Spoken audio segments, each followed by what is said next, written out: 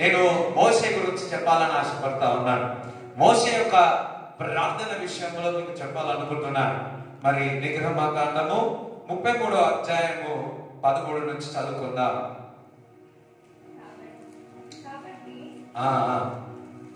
అందరు తీసినారా?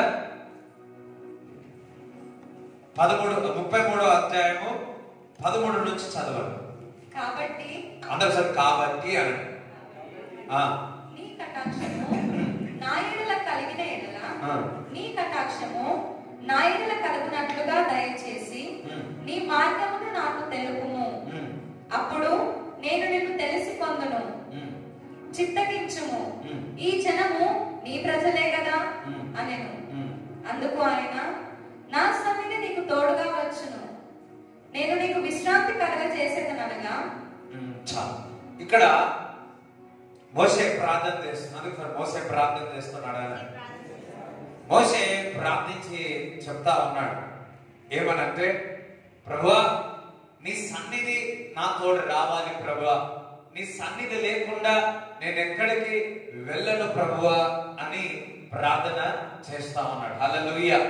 నీ కటాక్షము నాపై చూపమంటున్నాడు. అంతేకాదు, నువ్వు నాకు మార్గమును చూపు, నీ గురించి నేను తెలుసుకుంటాను అంటున్నాడు. అంతే. ఇప్పుడు దేవుడు ఏమంటున్నాడు? నా సన్నిధి నీకు తోడుగా ఉంటది, నీకు సమాధానము శాంతి నీకు ఉంటది అంటున్నాడు.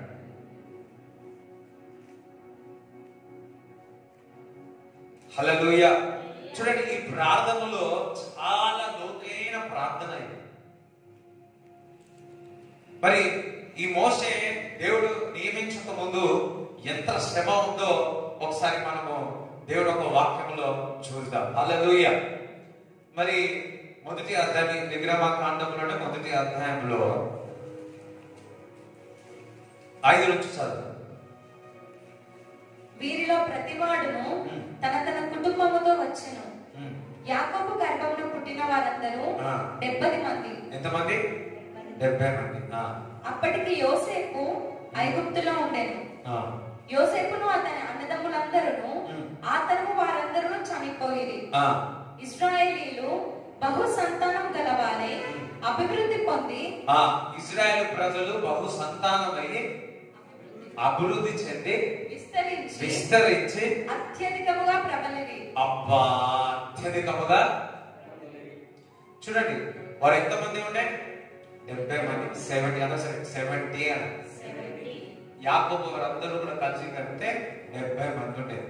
కానీ దేవుడు ఒక వాగ్దానం వారికి ఉంది, నేను విస్తరిస్తాను అని. హల్లెలూయా. అభివృద్ధి చెందుతాను. ఏ విధంగా అయితే మరి దేవుడు వాగ్దానం ఇచ్చినాడు, అబ్రాహాము దేవుడు, ఇస్సాకు దేవుడు, యాకోబు దేవుడు. ఈ 70 మంది ఉన్న వారందరూ కూడా అన్ని విషయాలలో ఆశీర్వింపబడ్డారు. వ్యాపారంలో ఆశీర్వింపబడ్డారు. మరి చదువు విషయంలో మరి అభివృద్ధి చెంది ఉన్నారు. వారి జ్ఞానం విషయాల్లో కూడా అభివృద్ధి చెంది ఉన్నారు. ప్రతి విషయంలో కూడా మరి ఇశ్రాయేలు ప్రజలు, యాకోబు సంతతి వారందరూ కూడా బహుగా ఆశీర్వింపబడ్డారు. అంతేకాదు, పిల్లలు మన్మరులు మొత్తం కలిసి 6 లక్షల మంది పురుషులే ఉన్నారు. ఎంతమంది? 6 లక్షల మంది పురుషులే ఉన్నారు. 70 నుంచి 6 మంది పిల్లలు, ఇంకా స్త్రీలు ఎంతమంది ఉన్నారో మనకు తెలియదు. హల్లెలూయా. సో మరి చదువు. వారున్న ప్రదేశము వారితో నిండి ఉండెను. అప్పుడు యోసేపుని ఎరుగని క్రొత్త రాజు ఐగుప్తును ఏలన ఆరంభించెను. యోసేపే తెలియని ఒక కొత్త రాజు వచ్చి ఉన్నాడు. ఎన్ని సంవత్సరాలే? అతడు తన జనులతో ఇట్లనెను, ఇదిగో ఇశ్రాయేలు సంతతి అయిన ఈ జనము మనకంటే విస్తారముగాను బలిష్టముగాను ఉన్నది. చూడండి, కొత్త రాజు వచ్చినాడు. కొత్త రాజు వచ్చి చూస్తే ఇశ్రాయేలు సంతతి వారందరూ కూడా వీరు మాకంటే, మనకంటే, ఐగుప్తు దేశం కంటే ఎక్కువ బలమైన వారు ఉన్నారు. మైటర్ దెన్ వి ఆర్ అన్నారు. మనకంటే వీరు బహుబలమైన వారు. చూడండి, అన్ని విషయంలో బలమైన వారే. దేవునికి స్తోత్రం. అన్ని విషయంలో బలమైన వారు. ఒక విషయం కాదు, 2 విషయము కాదు, 3వ విషయము కాదు, అన్ని విషయంలో బలమైన వారు. చూడండి, మీరు దేవుడు ఒక వాగ్దానం మీకు ఉన్నదా? మీరు అన్ని విషయంలో బలమైన వారే ఉంటారు. వారిని చూసి రాజుకు ఈర్ష్య వస్తా ఉంది. ఎందుకంటే వారు అన్ని విషయాలు, సరే వారు అన్ని విషయంలో అన్నాడు. ఇప్పుడు నీవు నేను అన్ని విషయంలో ఉన్నామా?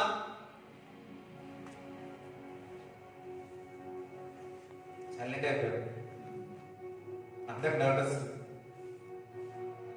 సంఘము, ఇస్రాయేల్ అంటే సంఘం. నేను ఈ విధంగా చెప్తున్నాను, సంఘము అన్ని విషయంలో బలవంతులుగా ఉండాలి. అందరం ఒక హల్లెలూయా చెప్పండి. వారిని చూసినప్పుడు రాజుకు వీరందరూ మనకంటే బలవంతులుగా ఉన్నారు, ఏదో ఒకటి చేయాల, వాళ్ళ బలాన్ని తగ్గించాలంటే ఏదో ఒకటి చేయాలని అనుకున్నాడు. వారు విస్తరింపకుండాట్లు మనము వారి ఎడల యుక్తిగా జరిగించదము రండి. లేని ఎడల యుద్ధము కలుగునప్పుడు కూడా మన శత్రువులతో చేరి మనకు విరోధంగా యుద్ధము చేసి ఈ దేశంలో నుండి వెళ్ళిపోవుదురేమో అనెను. కాబట్టి వారి మీద పెట్టిన భారములను వారిని శ్రమ పెట్టుటకు వెట్టి పనులు చేయించు అధికారులను వారి మీద నియమింపగా వారు ఫరో కొరకు ధాన్యాదులను నిల్వ చేయు పీతోము రామెసేసను పట్టణములను కట్టిరి. అయినను ఐగుప్తీయులు వారిని శ్రమ పెట్టిన కొలది వారు విస్తరించి ప్రబలిరి గనుక వారు ఇశ్రాయేలీయుల ఎడల అసహ్యపడిరి. ఎంత శ్రమ పడ్డారో, ఒకటే అనుకున్నారు, వీళ్ళని ఏం చేయాలా?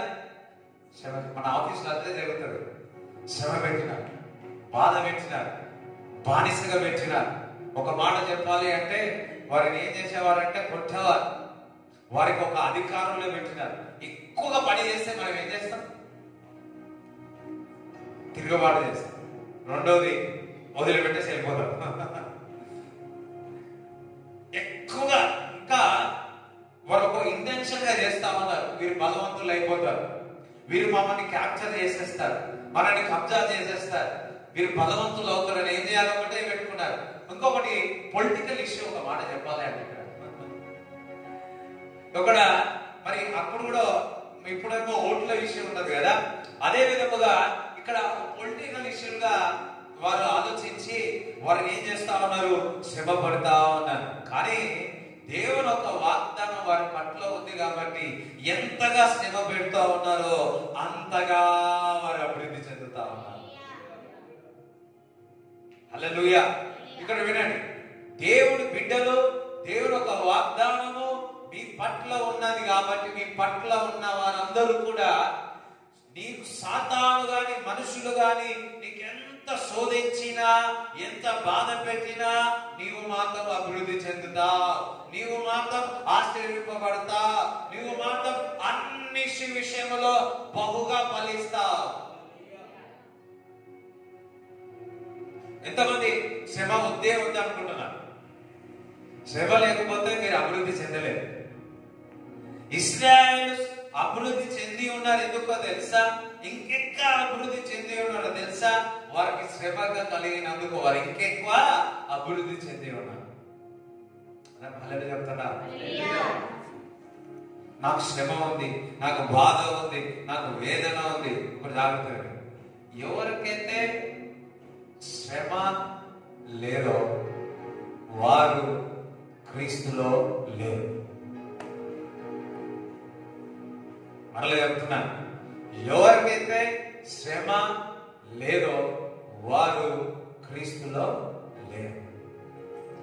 ప్రతి దేవుని నమ్మి విశ్వసించిన వారందరికీ వేటి విషయాల్లో ఒక పోరాటం, సాతానుతో మనుషులతో పోరాటం పక్కా ఉంటుంది. ఎందుకంటే ఆ పోరాటములనే మనం అత్యధికముగా వారు అనుకున్న దానికంటే మనం విజయం సాధించి మనం ఆశ్రయింపబడతా. ఈజీగా జాబ్ ఉండి పోయి వచ్చి సిగ్నేచర్ పెట్టి స్తోత్రం స్తోత్రం అని అది కాదు. ఎక్కడికి వెళ్ళిన దేవుని బిడ్డలకు ఓన్లీ జాబ్ అనే కాదు, ఎక్కడికి వెళ్ళినా కానీ శ్రమ ఉంటుంది, బాధ ఉంటుంది. అట్ ద సేమ్ టైం దేవుని యొక్క ప్రణాళిక నీ మీద ఉంది కాబట్టి డెఫినెట్లీగా నువ్వు అత్యధికముగా బలవంతుడవుతా. దేనికి స్తోత్రం చెప్తారా? చేసేసారు. నేను చాలాసార్లు చెప్పాను, మళ్ళీ మీకు చూపిస్తా. హల్లెలూయా. ఇది శ్రమ. ఈ చైర్ నాకు శ్రమ. ఇశ్రాయేలు ప్రజలకు శ్రమ పెట్టి ఉన్నారు. శ్రమ పెట్టి ఉన్నారు. శ్రమ పెడితే శ్రమ పెట్టి ఉన్నారు. బాగా శ్రమ పెట్టినారు. శ్రమ పెట్టినారు. శ్రమ పెట్టినారు. ఎంతగా శ్రమ పెట్టినారంటే ఈ శ్రమ ఎక్కువగా ఉంది. నాకంటే ఎక్కువగా ఉంది శ్రమ. దీని కిందకి వెళ్ళిపోతా ఉన్నా. కానీ వారు ఎంతగా శ్రమ పెట్టి ఉన్నారో అంతగా ఎత్తుగానే పెరుగుతారు. దేవునికి స్తోత్రం కలుగునుగా. హల్లెలూయా. కాబట్టి దేవుని స్తుతిస్తారా? కానీ ఇప్పుడు దేవుని బిడ్డలు ఏ విధంగా ఉంటారు కదా తెలుసా? శ్రమ వచ్చిందంటే సార్ లోపల వెళ్ళిపోతా ఉన్నారు. హల్లెలూయా. జాగ్రత్తగా మీకు శ్రమ వచ్చిందా? దాని కొరకు మీరు నిలబడి ఉన్నారా? మీరు ఏమవుతారు? బలవంతులు. ఇప్పుడు నేను ఎక్కిరంగా ఎంత హ్యాక్ అనిపించిన, ఇంకొక శ్రమ వచ్చింది అనుకో, ఇంకొక బాధ వచ్చింది అనుకో, నాకేమైతుంది? మెట్టు ఒకసారి దేవుడికి చెప్పలు పెడతారా? హల్లెలూయా. ఏ పరిస్థితుల్లో ఉన్నా, ఏ కష్టంలో ఉన్నా, ఏ వేదంలో ఉన్నా దేవుని యొక్క ప్రణాళిక నీ మీద ఉంది కాబట్టి, దేవుని యొక్క రక్తములను కడిగబడి ఉన్నావు కాబట్టి, ప్రతి శ్రమ ప్రతి బాధ నిన్ను గణపరచడానికి దేవుడు పెట్టి ఉన్నాడు. హల్లెలూయా. హల్లెలూయా. ఒక మాట చెప్పాలా? శ్రమ బాధ వేదన లేనివాడు క్రైస్తవుడే కాదు.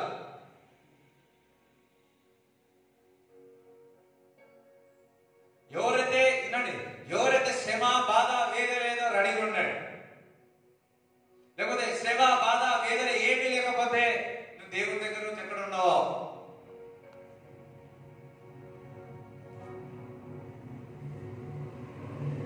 హల్లెలూయా. ఒక్కొక్కసారి నువ్వు పెంచిన వారే నేను కొట్టిండవచ్చు. నువ్వు పెంచిన వారే ఊమ వేసిండవచ్చు.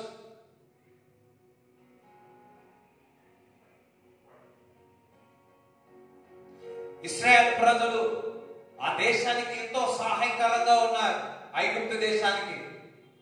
కానీ వారు అభివృద్ధి చూడలేక వారు బలవంతులు అవుతారని హింసించల కొదలి వారు ఏమై ఉన్నారు? అభివృద్ధి చెందారు. ఇక్కడ ఒక ప్రవచనాన్ని చెప్తున్నాను. ప్రతి హింస మీకు బలాన్ని ఇస్తారు. హల్లెలూయా. దేవునికి స్తోత్రం గాక. ప్రతి అవమానము వినండి, ప్రతి అవమానము మీకు ఘనతగా మారుతుంది. వారు ఇంకేమైతున్నారు? ఇంకా బలవంతులు అవుతారు. ఇంకా చదవండి. అయినను ఐగుప్తీయులు వారిని శ్రమ పెట్టిన కొలది వారు విస్తరించి ప్రబలిరి గనుక వారు ఇశ్రాయేలీయుల ఎడల అసహ్యపడిరి. ఇశ్రాయేలీయుల చేత ఐగుప్తీయులు కఠినముగా సేవ చేయించుకొనిరి. వాళ్ళని చూసి ఇంకా ఏమైనా అసహ్యపడి ఉన్నారు, ఇంకా ఇంకా కఠినముగా చేయించుకుంటున్నారు. కొంతమంది ఎన్ని సంవత్సరాలు కఠినంగా ఒక బానిసగా ఉంటారు. చూడండి, దేవుడు మన వేషంలో జన్మించి బానిసంగా ఉండడానికి కాదు, పరిపాలించడానికి. We have to dominion over it, not a slave over there. We have the dominion. పరిపాలించడానికి యేసు రక్తంలో కడగబడి ఉన్నాం. మనం బానిసగా కాదు. చదవండి. వారు ఇశ్రాయేలీయుల చేత చేయించుకొనిన ప్రతి పనియు కఠినముగా ఉండెను. చాలా కఠినమైన పని పెట్టినారు. మన పనులు చేస్తా ఉంటే ఒకసారి కఠినమైన కావాలనే పనులు పెడతా ఉంటారు. వారు జిగట వంటి పనిలోను, ఇటుకల పనిలోను, పొలములో చేయు ప్రతి పనిలోను కఠిన సేవ చేయించి వారి ప్రాణములను విసిగించిరి. ఎన్ని మామూలుగా వాళ్ళ ప్రాణాలన్నీ కూడా విసిగించినారు. అబ్బాబా ఆయన అయ్యో అన్నాడు. చదువు. మరియు ఐగుప్తు రాజు షిఫ్రా పూయా అను హెబ్రీల మంత్రసానులతో మాట్లాడి, మీరు హెబ్రీ స్త్రీలకు మంత్రసాన పని చేయొచ్చు, వారిని కాన్పు పీటల మీద చూచినప్పుడు మగవాడైన ఎడల వారిని చంపుడి, ఆడుదైన ఎడల దాన్ని బ్రతకనీయుడని వారితో చెప్పాను. ఇప్పుడు ఏమన్నారు మళ్ళా? హెబ్రీ స్త్రీలు ఒకవేళ అబ్బాయి అంటే అతన్ని చంపివేయాలి, స్త్రీ అయితే అతన్ని ఆ పాపనైతే ఏమనదు, పురుషుడైతే చంపేయాలని చెప్పి కఠినము, ఎంత కఠినంగా చేస్తున్నాడు ఆయన. వారు ఏం చేస్తున్నారు? అభివృద్ధి చెందుతారు. ఇక వాళ్ళ కాదు అని చెప్పేసి వారు ఇంకొకటి తీసుకొస్తున్నారు జీవో. ఏమనంటే ప్రతి పురుషుడిని పుట్టంగానే, ఎప్పుడో కాదు హాస్పిటల్లోనే చంపేయడానికి. హల్లెలూయా. ఇంకా చదువు.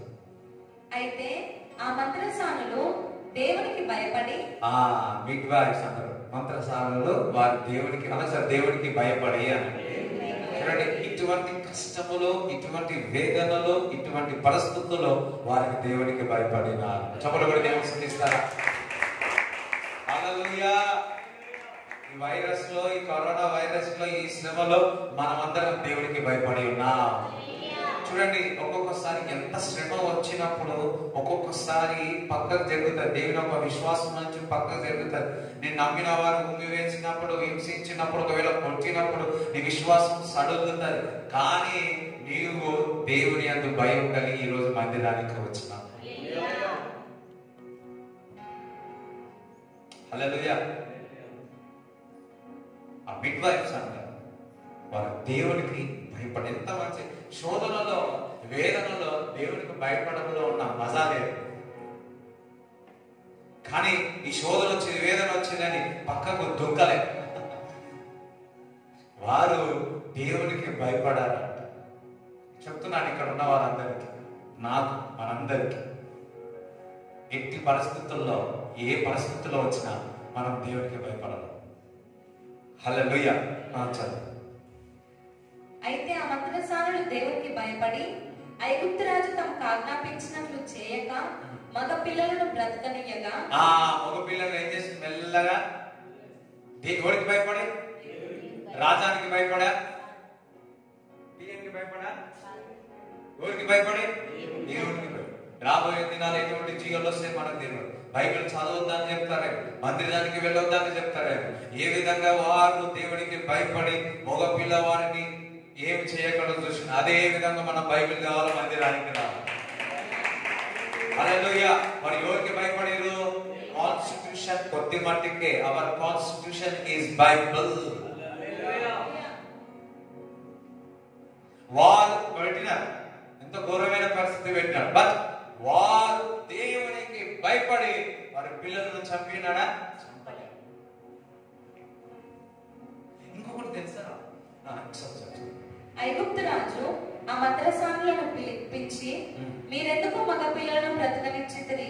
ఈ పని ఎలా చేసితిరి అని అడిగాను.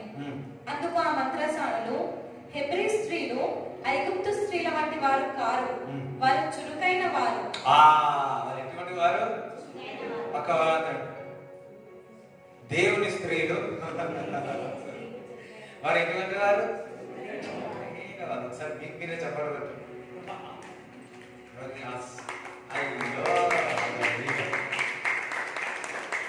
ఎటువంటి వారు? ఎవరు చెప్తున్నారు ఆ సాక్ష్యం? చెప్తున్నాడు. అరే, మీలాంటి స్త్రీలు కాదు, దేవుని బిడ్డలు చురుకైన స్త్రీలు.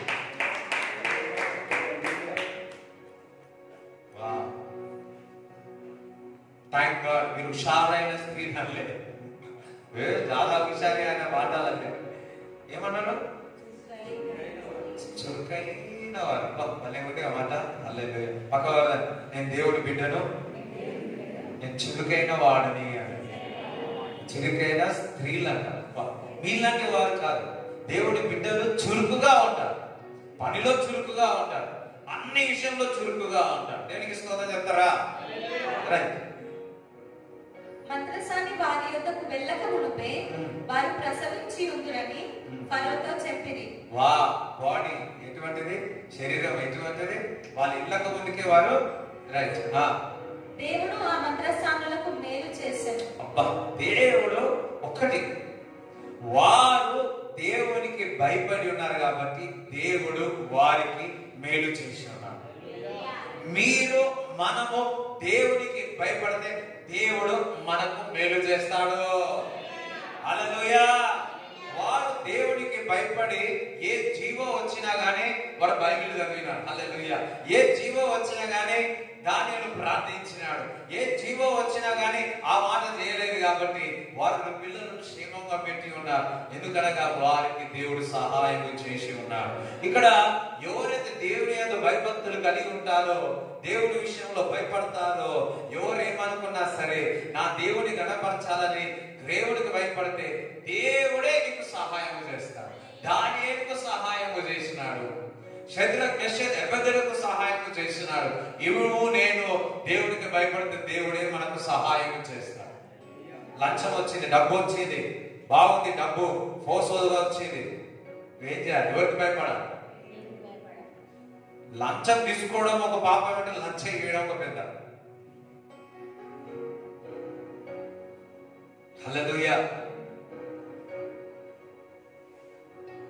అంతేకాదు, ఇటువంటి పరిస్థితుల్లో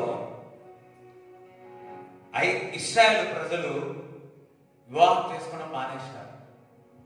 మరలా చెప్తున్నాను, ఎందుకంటే ఒకవేళ వివాహం అయి వారు కన్సీవ్ అయితే మగ పిల్లవాడిని చంపేయాల్సి వస్తుందని చెప్పి మరి వివాహం చేసుకోకుండా అలాగే ఉండిపోయారు. మీరు అర్థం చేసుకోండి ఎంత శ్రమ పెట్టి ఉన్నారో ఐగుప్తులు. వివాహం చేసుకుంటే వారికి పిల్లలు పుడతారు. మరలా ఒక మేల్ చైల్డ్ పురుషుడు పుట్టాడు అనుకోండి, అతన్ని చంపుతున్నారని చెప్పేసి వివాహాలన్నీ కూడా మానేస్తున్నారు. అది అగేన్స్ట్ ద గాడ్స్ ప్లాన్. అందరికి వివాహం చేసుకోవాలంటే భయపడేది. ఇంకా అటువంటి పరిస్థితుల్లో వివాహమే జరగని పరిస్థితుల్లో ఒక కుటుంబము దేవునికి భయపడి వివాహం చేసుకున్న తర్వాతనే మోషే పుట్టినాడు. చెప్పబడి దేవుని స్తుతిస్తాడు. హల్లెలూయా. చూడండి 2వ అధ్యాయము 1వ వచనం చదువు.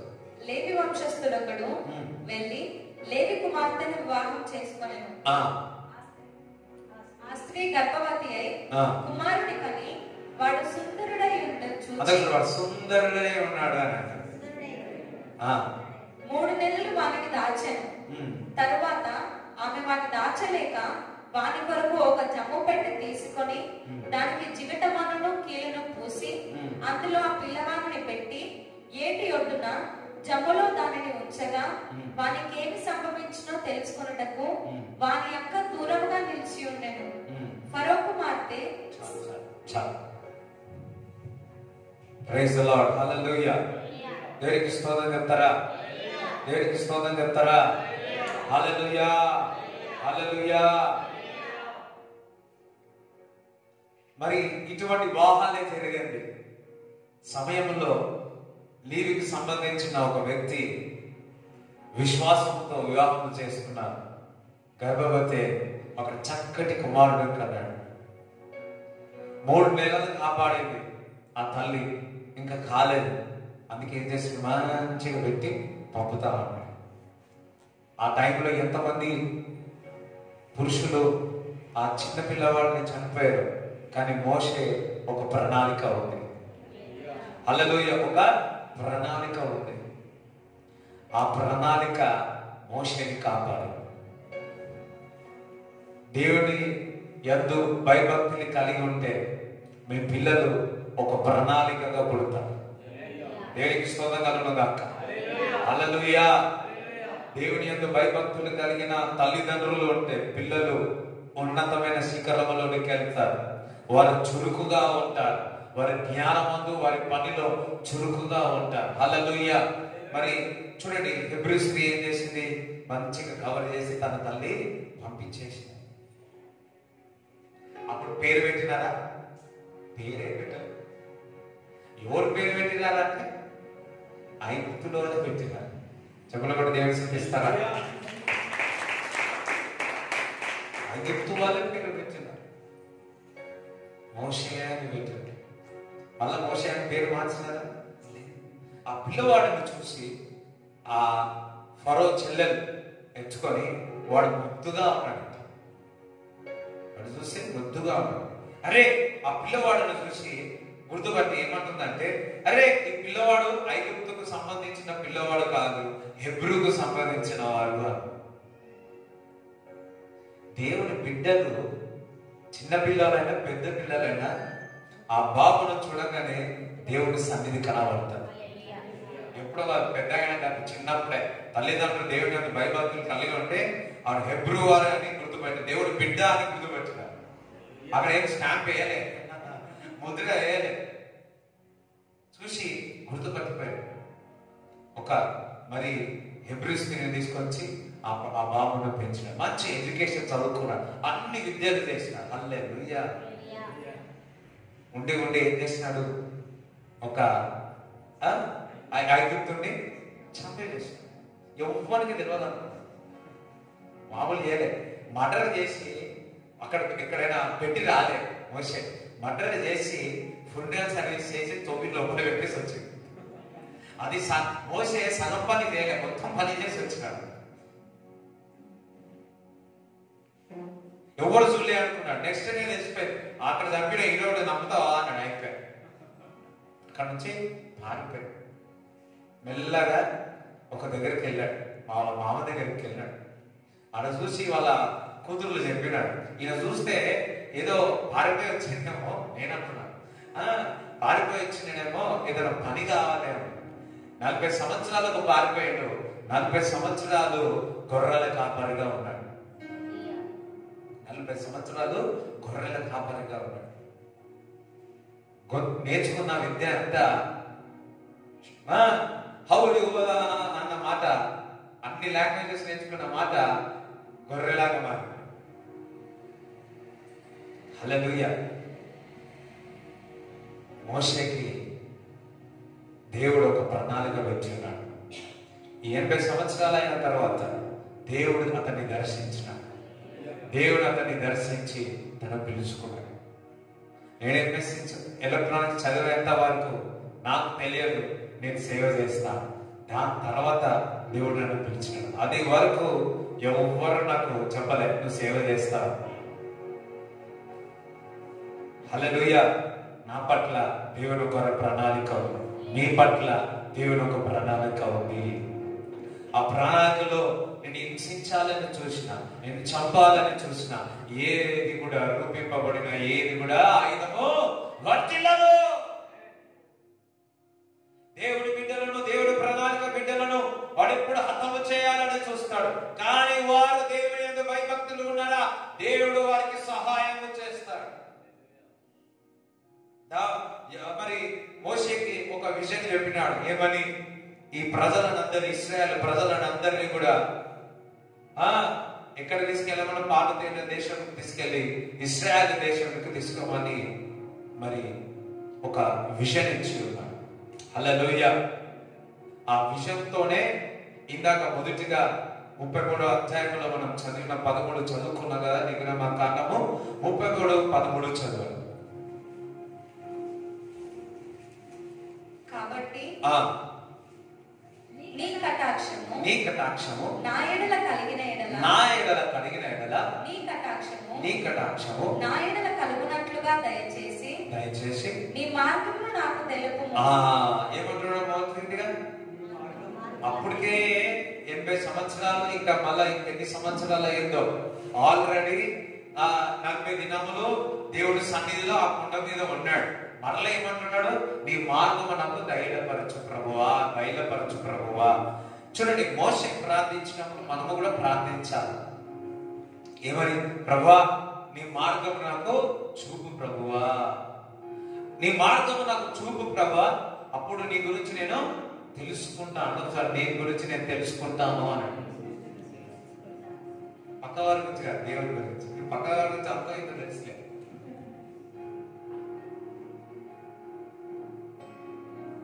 ఆల్రెడీ 40 దినంలో దేవుడి సన్నిధిలో గడిపినాడు కొండ మీద. మోషే అవసరమా? కానీ అంటున్నాడు, ప్రభా నీవు నాకు మార్గములు చూపుము, నేను నీ గురించి తెలుసుకుంటాను. ఎంత ఏది స్పిరిచువల్ ఎంత పోయినా మనం ఆయన మార్గములు తెలుసుకోవాలా, ఆయన వాక్కు తెలుసుకోవాలా, ఆయన ఒక ప్రత్యక్షతను మనము తెలుసుకోవాలా, ఆయనకు దగ్గర కావాలా, ఆయన గురించి మనకు తెలియాలి. హల్లెలూయా. చూడండి, ఏ రిలేషన్షిప్ అయినా సరే ఒకరి గురించి ఒకరు తెలుసుకుంటే తప్ప ఆ రిలేషన్షిప్ అనేది ముందుకు కొనసాగదు. మరలా చెప్తున్నాను, ఏ రిలేషన్షిప్ అయినా, ఏ సావాసం అయినా సరే ఒకరికి బలహీనతలు, ఒకరు బలవంతం, ఇంకొకరు బలహీనతలు, ఇవన్నీ ఒకరికొకరు తెలుసుకుంటే గానీ ఒక రిలేషన్షిప్ అనేది ముందుకు, సావాసం అనేది ముందుకు జరగదు. ఇక్కడ మంచి బలే ఉన్నాడు. మనం కూడా అదే ప్రార్థన, ప్రభువా నువ్వు నాకు మార్గములు చూపు ప్రభువా, నేను నీ గురించి తెలుసుకుంటా. ఇంకేమంటాడు? ప్రభా ఈ ప్రజలు ఎవరి ప్రజలు? నీ ప్రజలు. ఒక మోసే ఒక దర్శనము కలిగి ప్రార్థిస్తున్నాడు. సరే, మోసే ఒక దర్శనం కలిగి ప్రార్థిస్తున్నాడు అని. అందుకే నీ కటాక్షము మా పట్ల చూపు ప్రభువా, నీ మార్గంలో నాకు చూపు ప్రభువా. ఒక విజన్తో, ఒక దర్శనముతో ఇశ్రాయేల్ ప్రజని ఎక్కడికి చేర్చాలా? ఇశ్రాయేల్ దేశానికి చేర్చాలా. ఒక దర్శనముగా ప్రార్థిస్తున్నాను, ప్రభు నీ మార్గంలో నాకు చూపుము, అప్పుడు నీ గురించి నేను తెలుసుకుంటాను, నీ దగ్గరకు అవుతాను అంటున్నాడు. రెండోది, ఈ ప్రజలంతా అయ్యండి వింటున్నారా? ఈ ప్రజలంతా నీ ప్రజలే. మనం కూడా అదే ప్రార్థన చేయాలి. ప్రభా నేను నీ బిడ్డను తండ్రి అని. భలే మాట్లాడాడు. ఐడెంటిటీ, గుర్తింపు నీకు తెలియాలి. వీరందరూ నీ ప్రజలే ప్రభువా అని అంటున్నాడు. మనము కూడా దేవుడి దగ్గరికి వెళితే మనం ఏ విధంగా ప్రార్థన చేయాలా? ఒక కుమారుడుగా, ఒక కుమార్తెగా, ఒక గుర్తింపుగా నువ్వు క్రీస్తు దగ్గరికి వెళ్ళి ప్రార్థన చేయాలి. ఫర్ ఎగ్జాంపుల్, మీ ఇంట్లో మనం చూస్తా ఉంటాం బయట, మరి బెగ్గర ఏ విధంగా అడుగుతాడు చెప్పాలి?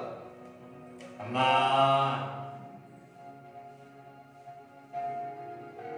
ఈ మధ్యకాలం ఎవరు అడుగుతలేదు, అందరు పని చేసుకుంటున్నారు. Thank God. అమ్మా అని అడుగుతారు. అదే విధముగా నీ ఇంట్లో నీ కూతురు, నీ కుమారుడు వచ్చి అమ్మా కొద్దిగా అయ్యవా అని ఎట్లుంటది? ఏం లేస్తుంది? ఏం రా నకరాలు చేస్తున్నావు? కొడతారా లేదా? ఏం ఇట్లా అడుగుతున్నావు? ఇల్లు అనుకున్నావు, ఏమనుకుంటున్నారు? కొడతారా లేదా? కొంతమంది ఆలోచిస్తే ఇప్పుడు పోయి మా అమ్మ దగ్గర ట్రై చేస్తారు, కొడతారా? అంతే. వాడు నీ కుమారుడు, వాడు నీ కుమార్తె. డాడీ నువ్వు ఎట్లా అడుగుతావు? అమ్మా నాకు అన్నమేమా, అమ్మా డబ్బులు ఇల్లేనా? అట్లా అడుగుతారా? ఎట్లా అడుగుతారు? ఒక గుర్తింపుగా అడుగుతారా? ఒక నా నాన్న, నా తల్లి అని అడుగుతారు. హల్లెలూయా. అదే విధముగా యేసయ్య రక్తంలో మనం కడగబడిన వారందరము కూడా కుమారులము, కుమార్తెలము. ఒక గుర్తింపు మనకు ఉంది. హల్లెలూయా. మనమందరము దేవుని బిడ్డలము. అదే ఈ ప్రజలందరూ కూడా నీ ప్రజలే కదా ప్రభువా, ఈ ప్రజలందరూ కూడా నీ ప్రజలే కదా ప్రభువా. మనం ప్రార్థించినప్పుడల్లా ఒక దేవుడికి, ఒక కుమారుడుగా, కుమార్తెగా దేవుడికి ప్రార్థించాలి. అప్పుడు ఏమంటాడు తెలుసా దేవుడు? నా సన్నిధి నీకు తోడుగా వచ్చు, అది మీకు శాంతిని అనుగ్రహిస్తుంది. మీరు ప్రార్థించినప్పుడల్లా ఒక దర్శనం కలిగి ప్రార్థించాలి. మీరు ప్రార్థించినప్పుడల్లా ఒక గుర్తింపుకు దేవుని యొక్క కుమారుడుగా, కుమార్తెగా నువ్వు ప్రార్థించాలి. ఒక బెగ్గరగా కాదు, ఒక బిచ్చవానిగా నువ్వు ప్రార్థించకూడదు. నేను మట్టి, తోక ఇవి కావు, గాలిని ఇది కాదు. ఆయన కుమారుడు, ఆయన రక్తంలో నువ్వు కడగబడి ఉన్నావు, నేను కడగబడిన. ఒక గుర్తింపుగా నువ్వు ప్రార్థించాలా. అజ్ ఎ ఫాదర్ గా నువ్వు చూడాలా, అజ్ ఎ సన్ గా నువ్వు ప్రార్థన చేయాలా, అజ్ ఎ డాటర్ గా నువ్వు ప్రార్థన చేయాలా. అప్పుడు దేవుడు అంటాడు, my presence will go with you. నా సన్నిధి నీకు తోడుగా ఉండి వెళ్తాను. హల్లెలూయా. చూడండి, ఇంట్లో నుంచి బయటకు వెళ్ళేటప్పుడు కంపల్సరీ ప్రార్థన చేసుకొని వెళ్ళాలి. దేవుడి సన్నిధి తోడుగా. నేను చిన్నప్పుడు మా పేరెంట్స్ ని చూసినాను కదా, వారు ఆల్రెడీ ప్రే చేస్తుండే. మా నాన్న మరలా అంత తయారైపోయిన తర్వాత ప్రార్థన చేసి ఇంట్లో నుంచి బయటికి వెళ్ళాను. మరలా సాయంకాలం వచ్చి ఆ బైబిల్ అవన్నీ తీయక ముందు మరలా ప్రార్థన చేసి మరలా ప్రార్థన చేసి, ప్రభా ఈ రోజంతా కూడా నాకు తోడుకొని నడిపించిన కదా ప్రభా. మా నాన్న ఎక్కడ నేను వెళ్తే మా అమ్మ అన్ని పనులు తొందరగా చేసుకొని మోకాల మీద ఉండి ప్రార్థన చేస్తాను. అవన్నీ మేము చూసినాం. హల్లెలూయా. ఎప్పుడైనా కానీ మేము ఎక్కడైనా బయటకు వెళితే మా అమ్మ మాకు ప్రార్థన చేసి పంపేది. ఎంతమంది మీ పిల్లలకు ప్రార్థన చేసి స్కూళ్ళకు పంపుతా ఉన్నారు? ఎంతమంది మీరు ప్రార్థన చేసుకొని ఇంట్లో నుంచి బయటికి వెళుతా ఉన్నారు? మరలా వచ్చి ఏ కార్యము కాకుండా మేము కాలు చేతులు కడుక్కుంటారేమో లేకే, బట్ ద ఫస్ట్ థింగ్, ప్రభువా ఈ రోజంతా ఈ సన్నిధి నాకు తోడుగా ఉందండి. ఎంతమంది ప్రే చేస్తారు? ఈ రోజు నుంచి స్టార్ట్ చేయండి. హల్లెలూయా. ఒకవేళ ఇంట్లో నుంచి బయటకు పోయేటప్పుడు మీ పిల్లలకు జ్ఞాపకం చేసినారా? నువ్వు ఇంట్లో నుంచి బయటకు వెళ్ళేటప్పుడు మీ భర్తకు జ్ఞాపకం చేసినావా? నువ్వు ప్రార్థన చేసుకున్నావా అని, నువ్వు బైబిల్ చదివినావా అని, నీ సన్నిధి నాకు తోడుగా రావాలని నువ్వు ప్రార్థన చేసుకున్నావా? అప్పుడు నీకు సమాధానం కలుగుతుంది, అప్పుడు నీకు శాంతి కలుగుతుంది. దేవుడి సన్నిధి నీకు తోడుగా ఉంటుందా? యుద్ధం యెహోవాదే. దేవుడి సన్నిధి మనకు తోడుగా నడిచిందా? దేవుడి యొక్క కార్యాలు, అద్భుతాలు, ఆశ్చర్యక్రియలు జరుగుతాయి. ఎంతమంది ఉదయకాలంలో ఇవ్వగానే వంట చేసేటప్పుడు ఆ గ్యాస్ కి ప్రే చేస్తారు?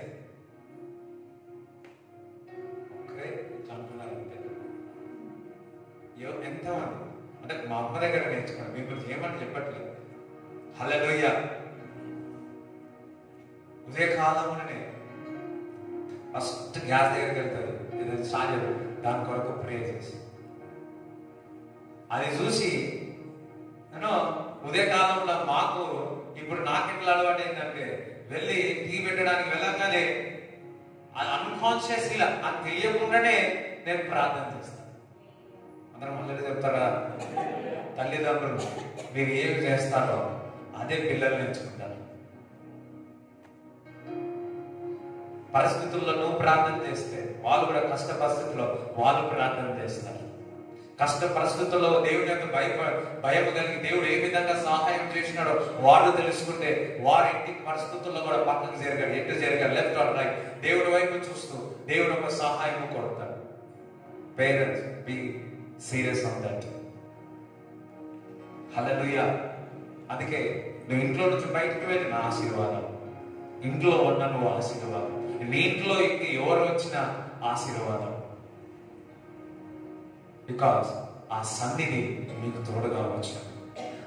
దేనికి స్తోత్రం కలుగునుగా.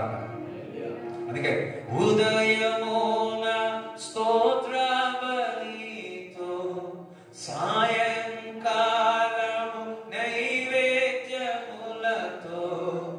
ఉదయమున స్తోత్ర బలితో సాయంకాలము నైవేద్యములతో ఇంపైన సువాసన అర్పింతును. సుగంధ అందరం లేచి పాడదాం.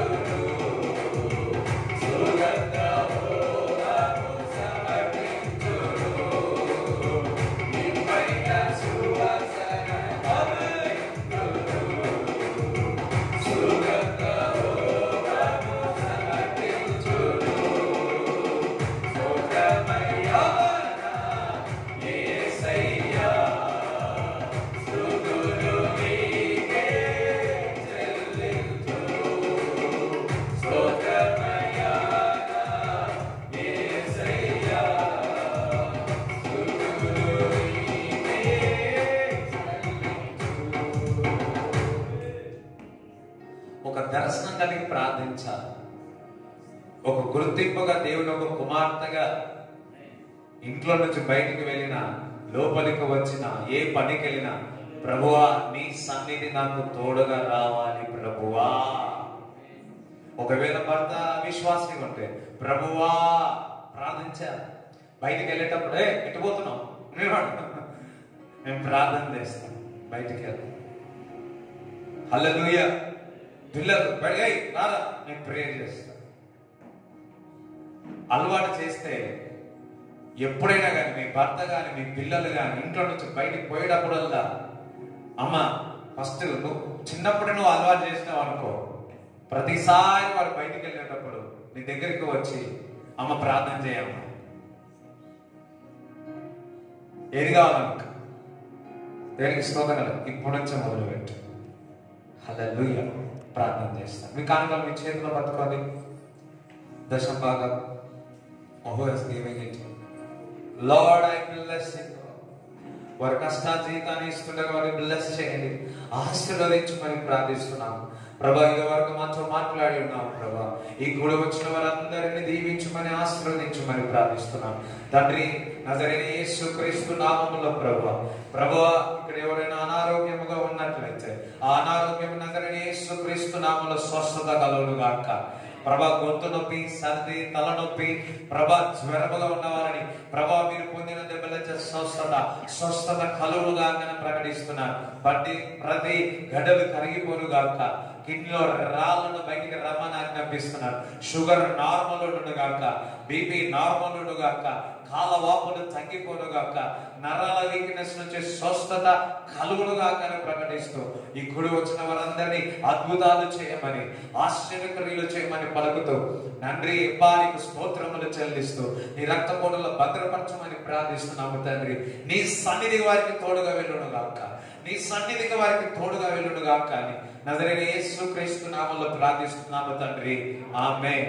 తండ్రి యొక్క కుమారుని పరిశుద్ధాత్మ సహవాసం ఈ కూడి వచ్చిన వారందరికీ దేవుడు తోడేయును గాక. ఆమేన్. యేసు రక్తమే యేసు నామములో సంపూర్ణ విజయం కలుగును గాక. ఆమేన్. దేవుడు